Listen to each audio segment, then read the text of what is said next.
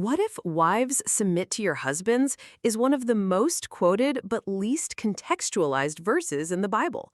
What if Paul was not giving men permission to dominate, but calling Christian marriage into a pattern shaped by Jesus and the cross? Most people hear this verse and immediately think power, control, hierarchy. A husband gets his way, a wife stays quiet.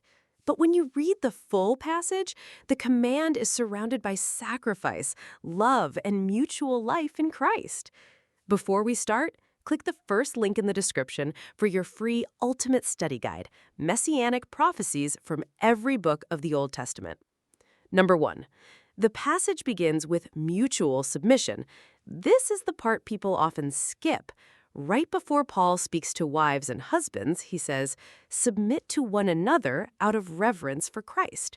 That means the whole household section begins under the lordship of Jesus, not ego, not culture, not male pride, not domination. Christ. So when Paul speaks about marriage, he is not handing one person a weapon. He is describing a relationship transformed by the gospel. That is the first secret. Christian submission is not about inferiority. It is about ordered love under Christ. In the New Testament, Jesus himself submits to the Father, but he is not less divine. He is not less worthy. He is not less loved. So submission in Scripture cannot automatically mean lower value. It is about trust, order, and love within a relationship shaped by God.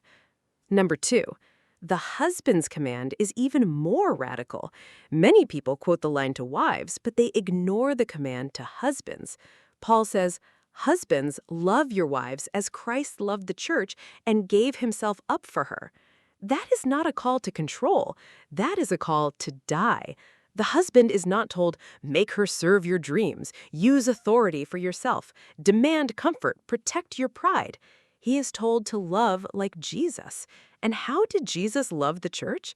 He humbled himself. He served. He washed feet. He carried the cross. He gave his life. That means any version of this verse that produces arrogance, fear, or oppression is not reflecting Christ, because biblical headship is cruciform. It looks like sacrificial responsibility, not selfish privilege. Number 3. Marriage points to Christ and the church. Paul finally says this mystery is profound, and he is referring to Christ and the church. That means marriage is not mainly about who gets the bigger chair. It is a living picture of the gospel. The church responds to Christ, but Christ does not exploit the church. He loves her, cleanses her, nourishes her, cherishes her, gives himself for her. That is the deeper revelation. The wife's response is meant to reflect the church's trust in Christ. The husband's love is meant to reflect Christ's sacrifice for the church.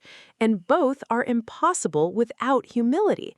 So this verse should never be used to excuse harm, never used to silence a person in danger, never used to make selfishness sound spiritual.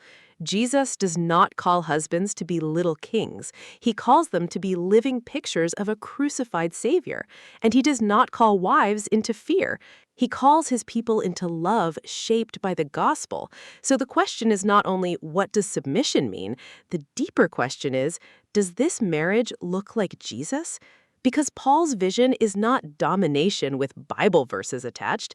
It is a home where Christ is Lord, where love sacrifices, where honor is real, where power becomes service, where the cross redefines authority, and where both husband and wife stand before the same Savior who gave himself up for his bride.